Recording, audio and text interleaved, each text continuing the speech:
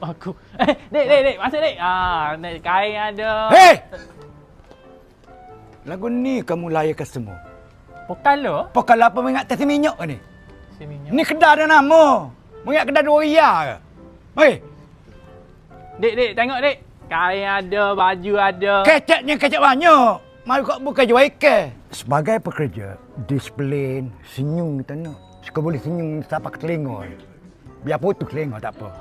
Jadi hari ni nak cerita pasal barang paling murah di Jeka.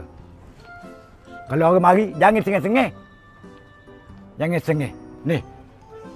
Jeka Jambuse. Ya, Jeka Jambuse akan mengadakan promosi Kurta. kuta. Comel. Harga dia murah. Murah boh. Bos. 30% ke 50%. Ya, nak cari mana lagi? Di Jeka. Di Jeka. Sebab boh. Bos. Kalau boh tak ada. Tahu. Mak tahu. Ni dia.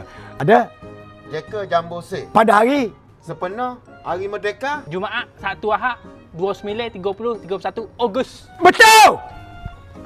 Kalau tak betul, mu kena tanya dia ni. Dia akan huruf A sampai Z. Tak payah lagi. Tanya dia. Baik bos. Mana comel dua ni? Comel dua-dua bos. Comel dia apa? Comel aku. Bos.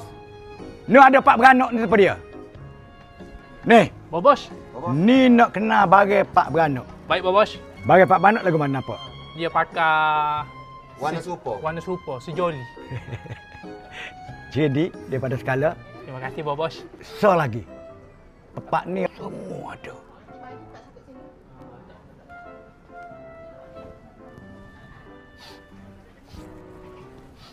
Bos.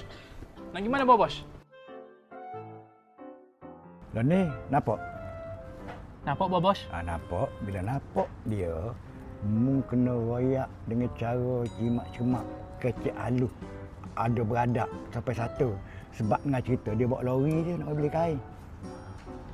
Dia dengar benda-benda murah ke apa nak mari. Orang tenor biasalah. Pergi. Nak tengok lagu mana cara. Saya dulu bos. Ha, Baik bos. awak pergi dulu. Sedia berkhidmat. Gi kecek yang kita pulang. Bos. Mata kecek tengok orang. Bos. Okey. Jaga betul mata, jaga adab. Jaga display. Nampak tengok comel nak beli kat lelah. Assalamualaikum adik. Cari gapo? Macam kenal. Duduk mana? Saya duduk Panji Goip. Hei! Panji goipoh lah apa lebih kurang lah apa belenda kecek. Bos. Bos.